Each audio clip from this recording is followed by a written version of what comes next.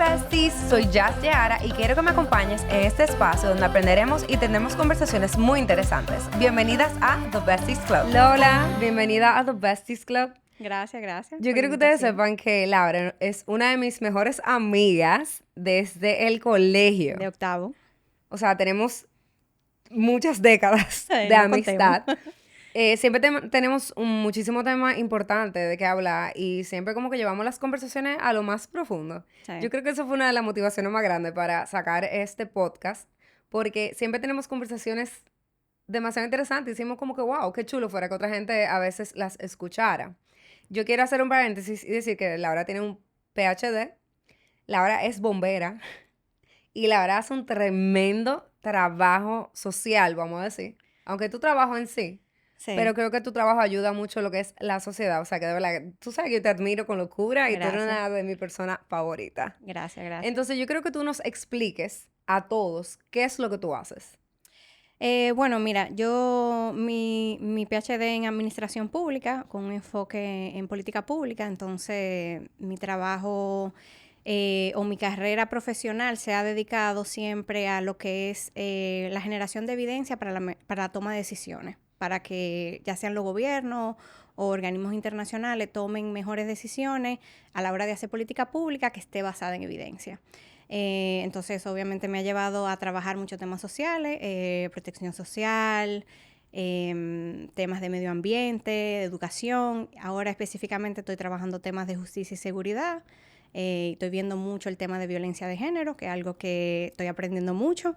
No es mi especialidad, pero he aprendido mucho y he tenido grandes figuras que me han compartido su conocimiento en el área. Bueno, y del tema de género era el que estábamos hablando en la casa. ¿Te acuerdas que estábamos en mi casa y estábamos todas? Y tú nos estabas contando de un trabajo que hiciste...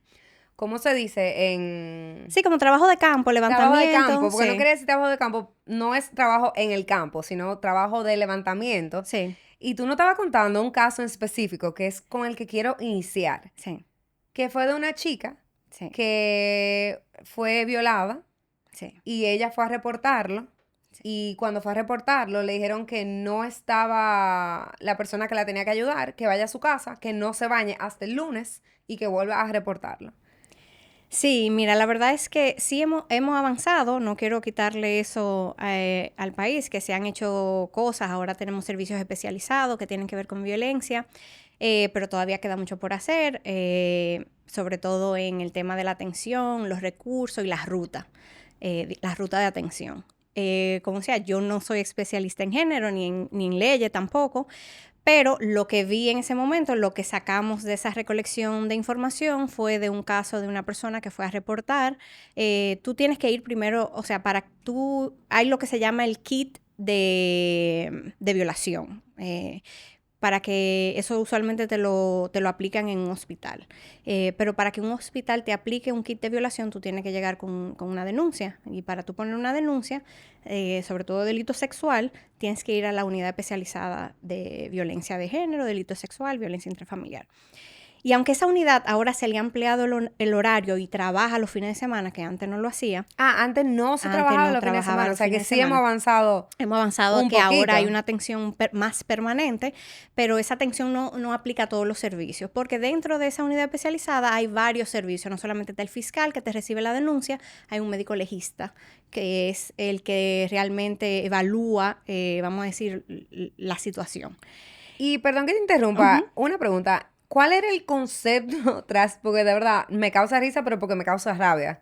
¿Cuál era el concepto tras no trabajar los fines de semana? Porque no hay un día en específico para tú recibir violencia. No solamente eso, que los delitos sexuales son más propensos a ocurrir durante los fines de semana. Claro, porque las personas no están trabajando. Y muchas veces pasan intrafamiliares. Y de noche, que tampoco era un horario que existía. Son más propensos a pasar de noche y los fines de semana porque la gente... está tomando, está fuera de la casa, está fuera del trabajo, entonces... Pero la razón es básicamente porque hay falta de recursos, no hay recursos para que haya más personal que esté más tiempo, porque eso significa más de una tanda, etcétera, etcétera. Entonces, la razón es que no hay recursos. Entonces, si tú vas un fin de semana, va a estar abierta la unidad, pero puede que el médico no esté. Y si el médico no está, no puedes completar el proceso. No, y si pasan 2 o 3 días, no hay proceso que completar. Me imagino que... No solamente eso, que el que conoce o está informado acerca de lo que el tipo de, o sea, una violación sexual, una experiencia traumática y cómo eso afecta emocionalmente y físicamente a una mujer, lo primero que tú quieres hacer es bañarte, obviamente, luego de una situación como esa. Gracias a Dios no hemos vivido eso, pero... y que la respuesta del Estado sea, tienes que irte a tu casa, esperar mañana, trata de no bañarte en el sentido de que, porque se van a perder las evidencias. Claro. Pero, tú sabes, está fuerte, claro. Para no decir otra cosa, o sea, está claro, fuerte. Claro. Y sobre todo viéndolo de mano a las estadísticas. O sea, globalmente se estima que 1 de cada 3 mujeres en algún momento va a sufrir durante su vida una violación. O sea, va a ser víctima de violencia. No necesariamente sexual, pero... Sí, porque tú no solamente ves ese tipo de violencia, tú ves violencia doméstica, física, de otros emocional, económica, etcétera. Pero creo que 1 de cada 5 mujeres en su vida va a ser víctima de violencia sexual. O sea, eso significa, de nuestro grupo de amigas... Quizá 1 de 5, Dios nos libre. La probabilidad es que 1 de nosotras lo va a hacer en algún momento en su vida. Y, por ejemplo, ¿cuáles son las estadísticas del país? Hablando aquí. Mira, aquí se ve más la violencia sexual, la violencia económica o la violencia física. Es difícil saber exactamente, porque algo que es importante destacar es que la violencia es uno de los delitos que menos se reporta. Sobre todo la violencia intrafamiliar, la violencia sexual y la violencia de género. La gente que llega a poner una denuncia a la unidad usualmente son mujeres que o la violencia es muy grave o ya no aguanta más. Es un ciclo que ya se ha salido de la mano. Tiene ya muchos años pasando y llega un punto que ya. Y aún con esos datos, o sea, aún sabiendo eso, que hay un subregistro, o sea, y hay en otros países donde se ha estimado que estamos hablando de que solamente un 2, un 3% de los casos se llegan a reportar. Si vamos a los casos de la Procuraduría General de la República, el 40% de los casos que recibe la PGR son por violencia intrafamiliar y violencia de género. O sea, el 40% de los casos que reciben las fiscalías son de esos 2 tipos de delitos. Sí, porque dicen que casi siempre vamos a decir, el que ataca, el que comete esa violencia, el agresor, es una persona cercana. Entonces, normalmente, sí pasa mucho que es dentro de la casa. O el tío, o el primo, Sí, en el caso de violencia intrafamiliar... Y es más difícil reportarlo también. Es muy difícil reportar. Igual, volviendo de nuevo a esta noción de entender el trauma que genera la violencia. O sea, no es lo mismo que tú sufras violencia por un desconocido, en el caso de que te atraquen, un robo, a tú tener violencia, ya sea física, emocional, sexual, por parte de una persona con la que tú compartes intimidad. Claro, porque también hay como un abuso de confianza. Bueno, se te va, no hay confianza ya. Sí, pero eso realmente marca mucho a las mujeres. Hay que entender también usualmente eso se da en situaciones donde hay un imbalance, vamos a decir, en el poder dentro de la relación, que la persona también se siente que si los reporto, ¿quién va a cuidar de mí, de mis hijos? La presión que a veces también crea la familia del agresor. Sí. Si lo denuncia, ¿y qué va a pasar con tu hijo? ¿Lo van a meter preso? Y al final del día, acuérdate que tú eres una persona que, aunque te esté lastimando, tú tengas una relación con esa persona. O sea que es más tricky. Tú no quieres quizás ver a esa persona encarcelado, el papá de tus hijos, o sea, es un delito complejo. El daño global, familiar que va a causar eso, porque entonces va a dividir la familia, es mucho más complejo. Es un delito complejo. Por eso me lo encuentro cuando una persona habla, la gente no entiende a veces que habla tarde. Que habla después. Pero que habló tarde. Es que eso no... Oye, es el tipo de cosa que nadie quiere vivir. Ni tú, ni yo, ni nadie, y espero que nadie lo esté viviendo que no esté escuchando. Pero el tipo de cosas que cuando se viven, eso es varios años de terapia, varios años tratando de ver cómo tú vas a salir de esa situación. Y ya cuando tú vienes a hablar es porque ya tú te sientes lista. Sí, realmente hay varias cosas que influyen, sobre todo en la complejidad del delito en esta sociedad. Uno es que se normaliza mucho y la normalización va en subida. O sea, en los últimos años se ha anormalizado aún más. La POP, que es una encuesta que saca una universidad de Estados Unidos, lo que se llama el Latino Barómetro, dice que desde hace 2 años a esta última recolección de información, los dominicanos justifican más la violencia. Dicen que si la mujer le fue infiel o si la mujer no hizo los deberes de la casa, se justifica que se le sea violenta. Entonces ya ahí es una preocupación. O sea, ya la sociedad comienza a normalizar que el hombre sea violento contra su pareja. Eso es lo primero. Y lo otro es que se tiende a culpar mucho a la víctima, que porque ella no sale de la situación, a ella le debe de gustar, ella lo denuncia, vuelve con él. Eso también es que no entienden, o sea, no entienden el proceso de trauma, lo que causa en una persona estar en una relación violenta, una relación de intimidad que es violenta. Es un tema complejo, entonces no podemos... La sociedad dominicana va siempre a culpar a la víctima y no al agresor. O sea, el que es violento es el último responsable. Mira, yo creo que más que dominicana, eso es algo latino. Siento que no es tanto... Lo que pasa es que estamos hablando por el país donde vivimos, no podemos hablar por otro país que no conocemos igual. Pero yo siento que eso es algo de la cultura latina que es muy machista. Entonces, al final del día, te pasó tuviste un problema, te dio, ¿qué le hiciste? ¿Qué te pusiste? Sí. ¿Dónde fuiste? ¿Por qué caminaste sola en esa calle? Pero yo puedo caminar donde yo quiera. Bueno, y yo iría más allá porque, por ejemplo, mi hermana tiene muchos años trabajando en este tema y trabajó muchos años en el estado de Nueva York. Y ella me decía, yo trabajaba con la policía en casos de violencia sexual. Y ella trabajó mucho con niñas, ¿no? Ella trabajaba luego con niñas cuando se mudó a la ciudad, pero cuando estaba en Upstate era más o sea, en Ítaca, ella trabajaba más con mujeres adultas. Ella decía, en la policía es como que hay un switch. Y si tú llevas a una niña víctima de un delito sexual, que se ve que es una niña, menos de 11 años, 10 años, o sea, va todo el peso de la ley contra el agresor. Okay. Desde el momento en que la niña pasa a ser una adolescente, que ya ha pasado su proceso de pubertad, que ya se ve como una señorita, es como que hay un switch en la cabeza. Y es que ella hizo, que tenía puesto, donde tú estabas, que tú le dijiste, tú lo seduciste. O sea, es increíble. O sea, es lo mismo. O sea, estamos hablando de una niña de 10 años y una niña de 12 años. O sea. Y la de 9 años, la culpa es del agresor, pero la de las 12 años tuvo que haber hecho algo. ¿Tú recuerdas el actor del que estábamos hablando, que a ti te gustaba mucho? Que tuvimos ese tema, fue largo ese tema, porque dijimos, no, que él subió, que la muchacha le invitó a su casa, que él como que estaba insistente, que quería estar con ella, y de repente la muchacha lo reportó. ¿Te acuerdas cuál actor era? No. ¿El hindú? Aziz Ansari. Aziz Ansari. Gracias, Cristian. Sí, claro, claro. Ese fue un tema delicado. ¿Recuerdas que lo hablamos mucho tiempo? Sí, porque yo estaba de que, bueno, pero si ella lo invitó arriba, yo no dije eso, sino que dijimos, si ella lo invitó arriba y estaban bien, y ella de repente quiso parar, ella tiene derecho a decirle, vete de mi casa. Sí. El tema del consentimiento es un tema, bueno, hace poco vi que salió un video donde hay que trabajarlo todavía, sobre todo con las mujeres, pero también con con los hombres sobre todo, pero también con las mujeres.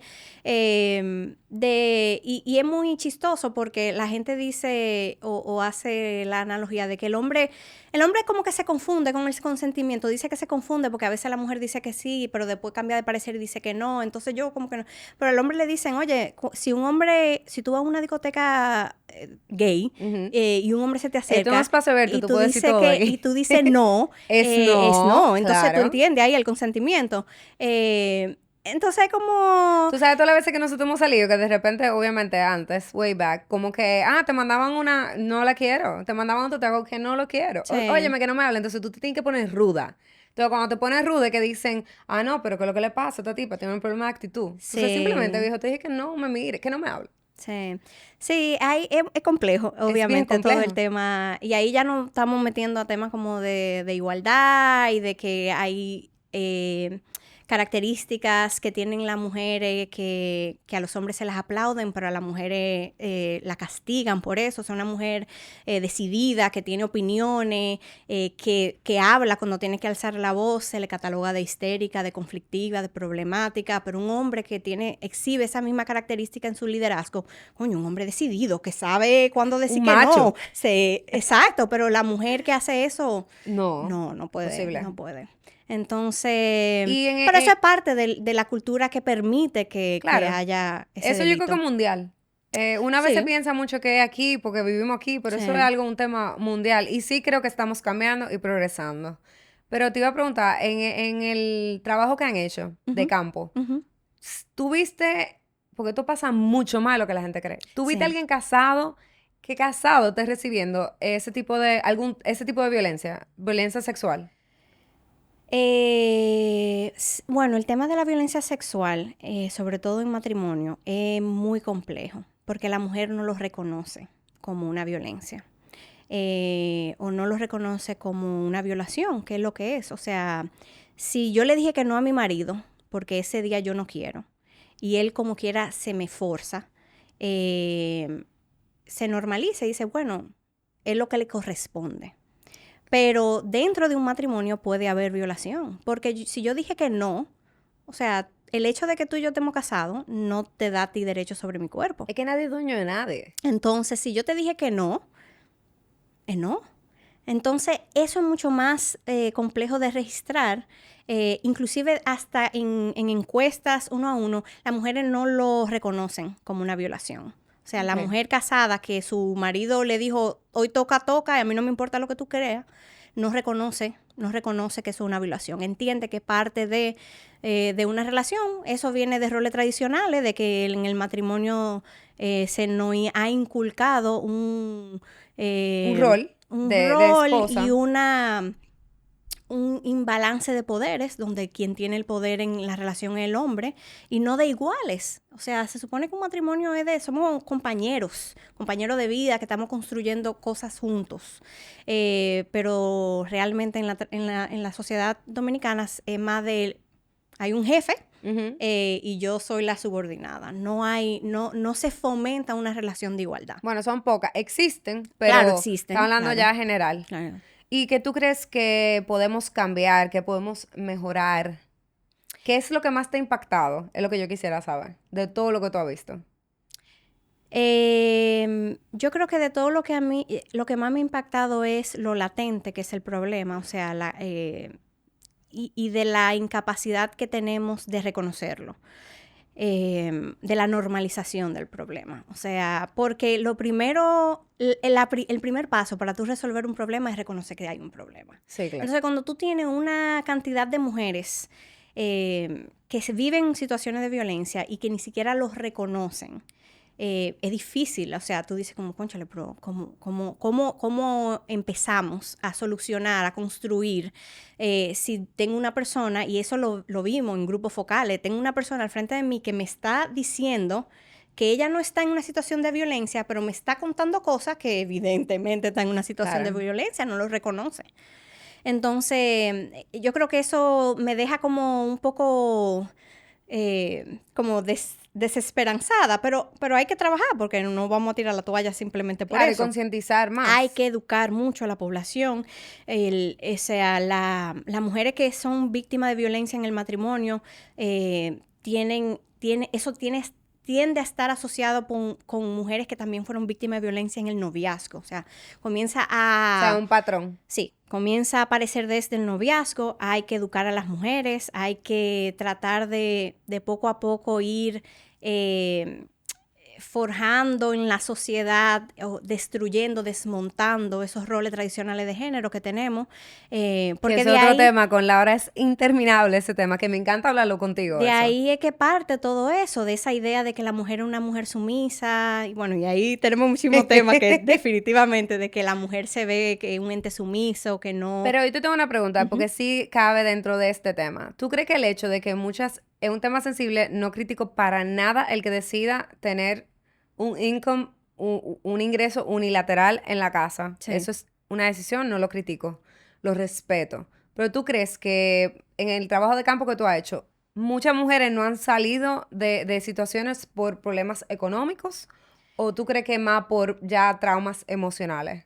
Mira, eso quiero hacer hincapié y como una nota al margen antes de responder, porque se tiende a asociar mucho, y pasa inclusive, tú lo ves dentro del el diseño de la política pública, que se tiende a inferir que la violencia de género o intrafamiliar o la violencia sexual solamente pasa en estratos socioeconómico bajo. Eso no es cierto. No. O sea, la violencia pasa en todos los niveles, económicos, sociales, educativos. Eso, dejando eso como claro,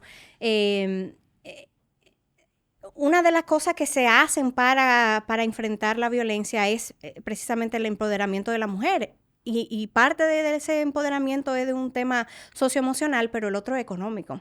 Mientras más independencia económica tú tienes, más capacidad tú tienes de decir, de ponerle freno y decir, yo me voy porque yo tengo como yo misma mantenerme en el caso de que tenga que irme. Entonces sí es un factor que influye.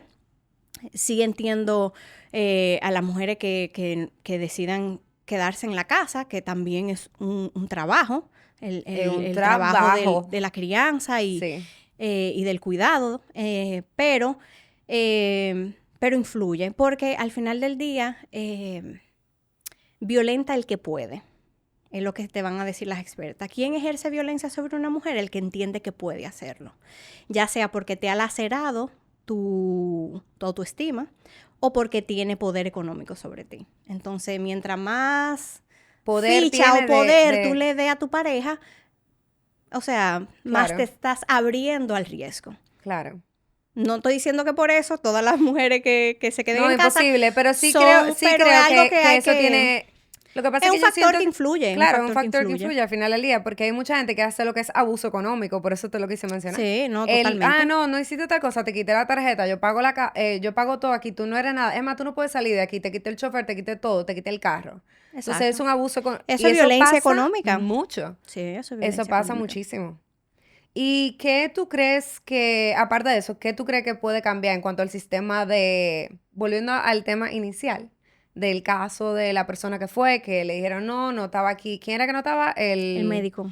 El médico no está aquí, tiene que... Entonces, ¿qué tú recomendarías? ¿Ir a otra clínica?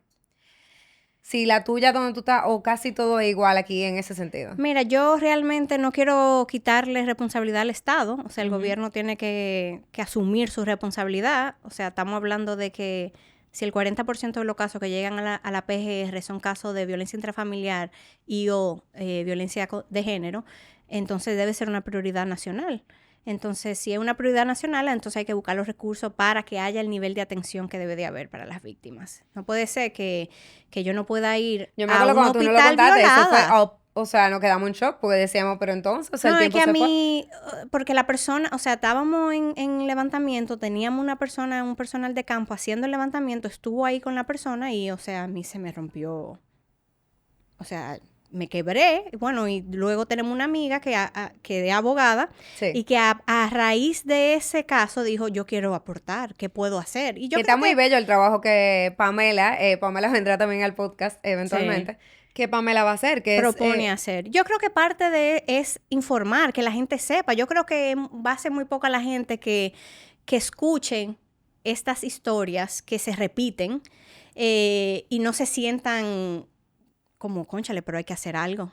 O sea, lo que pasa es que yo creo que a mucha gente le da vergüenza como hablar del tema, o sea, un tema fuerte. Es un tema fuerte, es difícil de digerir. Yo creo que muchas veces por eso se mantiene a un lado, pero hay que ponerse los pantalones o la falda y hay que hacer algo, porque si no, si todos nos cruzamos de la mano, entonces... Y nos hacemos la vista gorda. Entonces no somos parte del problema también. Claro. Yo creo que ese trabajo que ella piensa hacer y lo que tú estás haciendo, que, o sea, me lo encuentro un trabajo, de verdad, te lo dije, que te admiro muchísimo, es algo que va a ir cambiando poco a poco. Por lo menos, nada más tener esta conversación y que alguien nos esté escuchando, que quizá está pasando por eso, que sepa que no está solo en el sentido de que hay personas trabajando para mejorar lo que es el sistema. Ya es un paso a la mejoría. Sí, y los servicios están, o sea, la unidad de violencia de género, violencia intrafamiliar y delitos sexuales opera en horario extendido. No es perfecto, pero nada lo es. O sea, siempre hay espacio para mejorar. Hay una línea, la línea de vida del Ministerio de la Mujer y creo que de la PGR también, que si uno no quiere ir a la unidad puede llamar y el caso se puede empezar de manera telefónica. Entonces hay recursos y hay organizaciones de la sociedad civil que también hacen el acompañamiento a las mujeres, porque no es fácil, o sea, es un proceso complejo y necesita ayuda psicoemocional para... ¿Y ustedes allá en los bomberos, ustedes han recibido como llamadas para eso o eso va directamente al 911? Usualmente va directo al 911 cuando hay, sobre todo cuando se emite una orden de arresto y el agresor trata de volver a ver a la víctima. Que pasa mucho. Pasa mucho, que se viola la orden de alejamiento, perdón. Y ahí va la policía. Usualmente los bomberos no vamos... ¿Sabes dónde yo veo el fallo? Que, por ejemplo, una persona fue a reportar, se devolvió para atrás, quizá en la casa donde ella vive, que está el agresor. Sí. Y entonces ahí viene otro tipo de violencia y quizás termina en feminicidio. Porque la persona se entera, o sea, tú no tienes como un escape. Entonces por eso yo siento que hay que mejorar, no un 50%, un 300% del sistema. Porque si yo vuelvo donde mi agresor, lo que él puede hacer es matarme. Hay mucho que hacer todavía con el tema de las medidas de protección hacia la mujer. En algún momento, no hace muchos años, era la mujer que tenía que entregarle la orden de alejamiento a su agresor. ¿Cómo así? O sea, imagínate que tú vas a poner una denuncia, como ponerle una orden de alejamiento a una persona que está siendo violenta contigo y te emitan esa orden de alejamiento y te la den a ti para que tú vayas y se le entregues a tu agresor. Exacto. Entonces, imagínate, obviamente eso hace que la violencia escale, porque ya él se enteró que tú fuiste y lo denunciaste y le está dando una orden de alejamiento. Entonces, es como sentido común. Claro. Y ahora, todavía, con las órdenes de arresto, montan a la mujer en la camioneta con la policía, porque muchas veces tiene que ver un poquito con la falta de infraestructura y poder compartir información entre las diferentes entidades, la articulación del sistema, que la policía a veces, y pasa mucho, que realmente la mujer va a denunciar y no tiene toda la información, no conoce la cédula del agresor.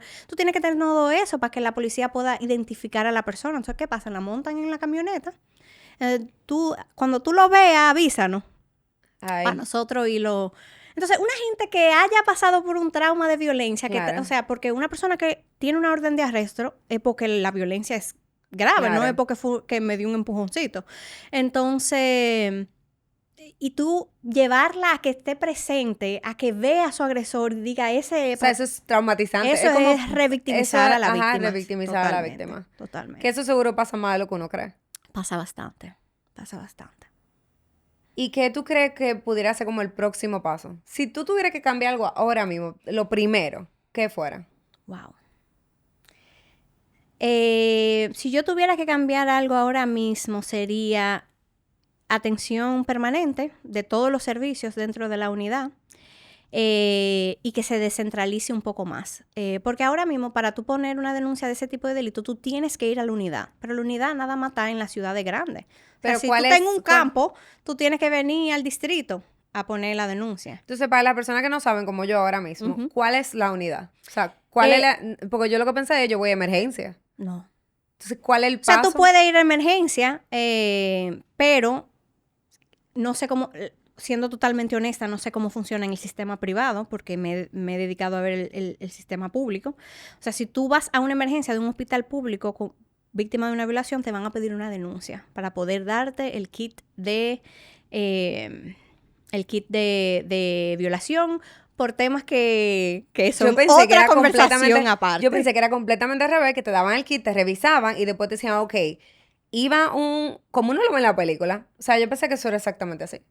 No lo es. Y parte de la razón por la que no lo es por un tema que ahora mismo está en un debate, que es el tema de las causales, porque ese kit tiene tiene píldoras abortivas, básicamente.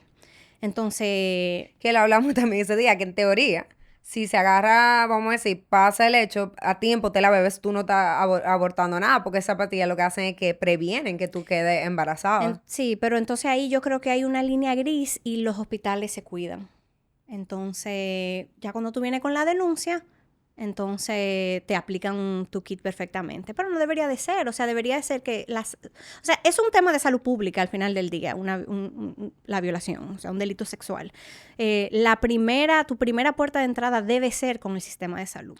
Claro. Y luego entonces vamos a la parte judicial o vamos a esa puerta. Pero la primera puerta de entrada debe ser con el sistema de salud. Entonces, por ejemplo, una persona pasa ese trauma y ¿dónde es que tiene que ir específicamente? Hay una unidad, la PGR tiene lo que se llaman las unidades de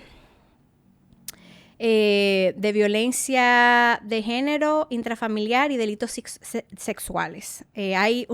Son las unidades especializadas. Me parece que hay una en el distrito, hay una en Santo Domingo Oeste, hay una en Santiago, por ejemplo, que era donde nosotros estábamos haciendo nuestro levantamiento, pero usualmente están en las grandes ciudades. No hay... entonces, eso crea obviamente un cuello de botella. Claro. Y quizá una persona no tiene los recursos ni siquiera para venir para acá. Crea mucha desigualdad territorial a la hora del acceso a justicia.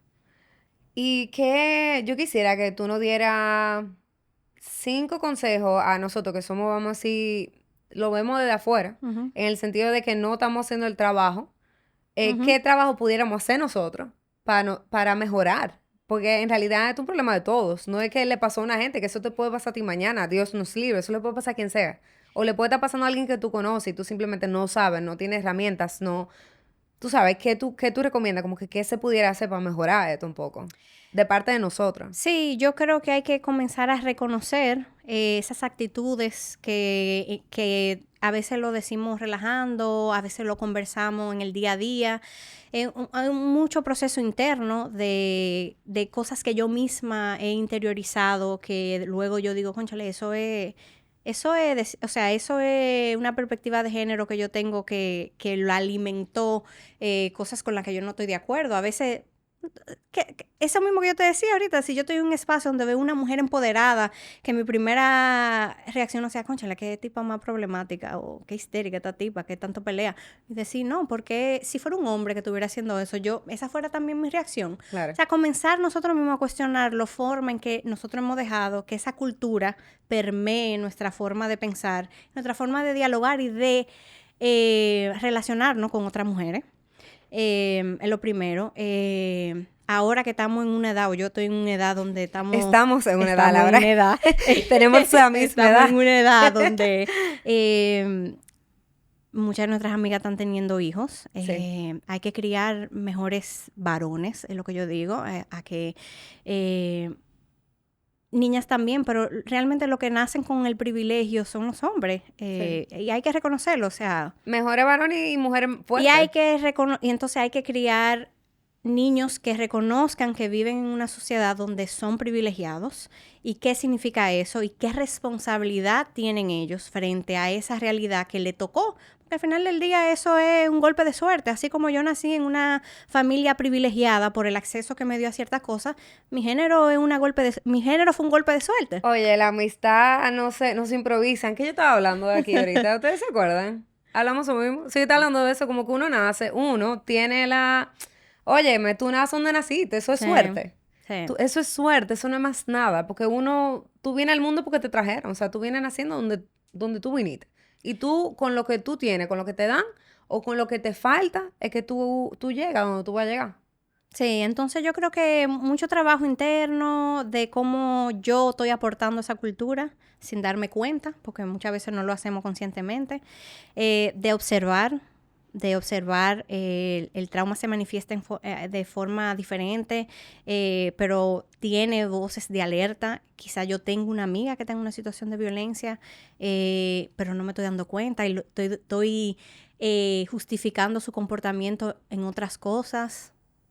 Sí. Tratar de ser, o sea, Ahí hay que tener cuidado porque la víctima, o sea, uno no puede obligar a una persona a denunciar ni a decir su historia. Pero yo sí creo que a veces que hay personas que si les pasa, hay personas que te tratan de hablar, pero uno a veces habla tanto que no escucha. Sí. Entonces, prestar atención, escuchar y hacer preguntas importantes. ¿Cómo está tu vida? ¿Está todo bien? Mira, yo estoy aquí para lo que tú necesites. Y no te tienes que contar nada. Es simplemente que la persona sepa que tú estás ahí.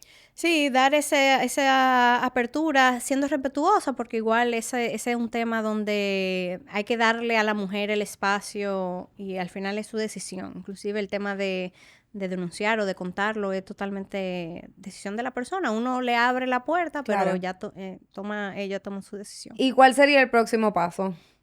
¿Cuál sería el próximo paso? Para mí personalmente. Sí, para ti, para Laura enfocada en, o sea, para esto. Mira, realmente yo creo que me he enamorado mucho del tema. Como dije al principio, yo no soy especialista en género. Estoy sensibilizada, obviamente, porque tengo una hermana que trabajó muchos años el tema, muy feminista. Que inclusive lo dejó.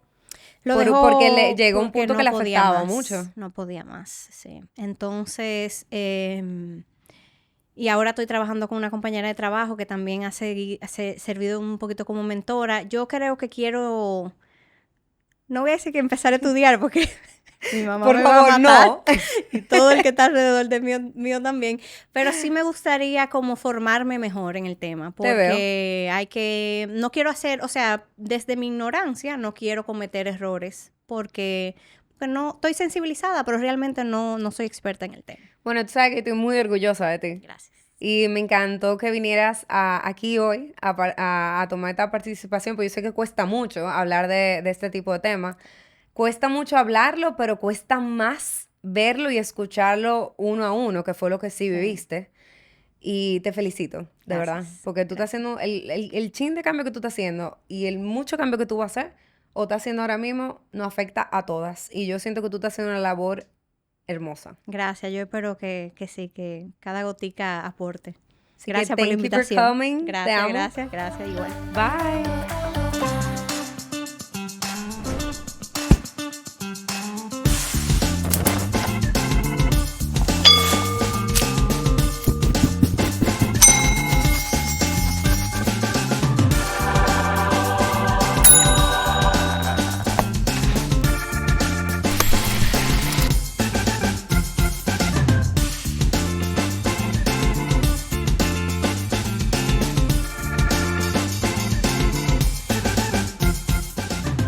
Sube el sabor a tus días con Caserío.